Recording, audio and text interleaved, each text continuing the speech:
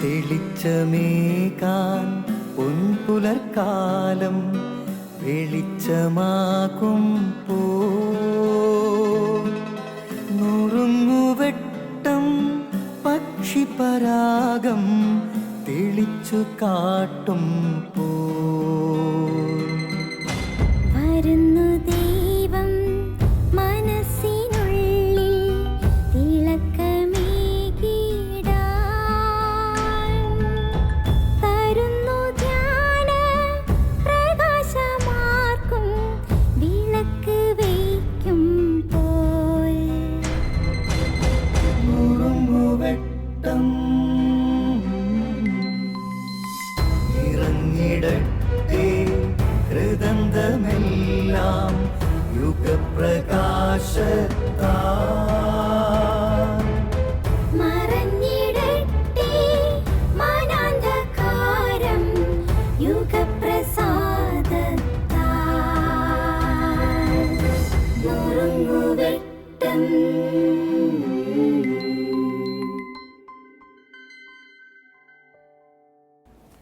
ഈശോ മിശിഹായിക്ക് സ്തുതിയായിരിക്കട്ടെ. ഈ കഴിഞ്ഞ ദിവസത്തെ ഞായറാഴ്ച കുർബാനയിൽ ആദ്യത്തെ വായന അത് അബ്രാഹവും സാറായും ഹാഗാറും ഇസ്മായിലുമൊക്കെ ആയിരുന്നു അവിടുത്തെ താരങ്ങൾ. കഥ നമുക്കറിയാവുന്നതാണ്. സാറായുടെ ബുദ്ധിയായിരുന്നു ഇസ്മായിൽ.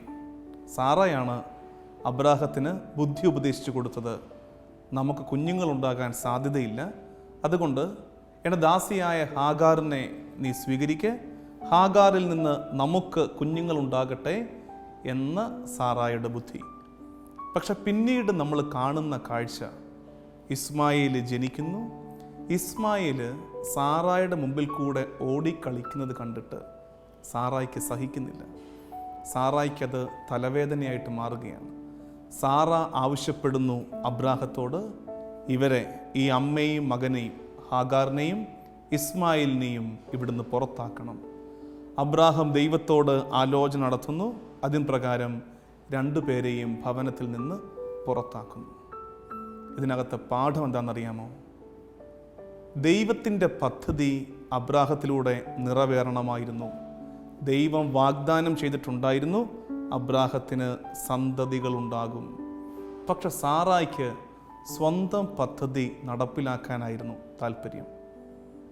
ദൈവത്തിൻ്റെ പദ്ധതി മറന്നിട്ട് നമ്മളെപ്പോഴൊക്കെ തന്നിഷ്ടത്തിൻ്റെ പദ്ധതി നടപ്പിലാക്കിയിട്ടുണ്ടോ അതൊക്കെ പിന്നീട് നമുക്ക് തലവേദനയായിട്ട് മാറിയിട്ടുണ്ട്, മാറുക തന്നെ ചെയ്യും. ഇതോർത്തു വെക്കുക. ദൈവത്തിൻ്റെ പദ്ധതിയെ മറന്നിട്ട് അതിനെ അതിലംഘിച്ചിട്ട് നമ്മുടെ പദ്ധതികൾ ജീവിതത്തിൽ എപ്പോഴൊക്കെ നടപ്പിലാക്കിയിട്ടുണ്ടോ ആ സമയത്ത് അത് വിജയിച്ചതുപോലെ തോന്നും.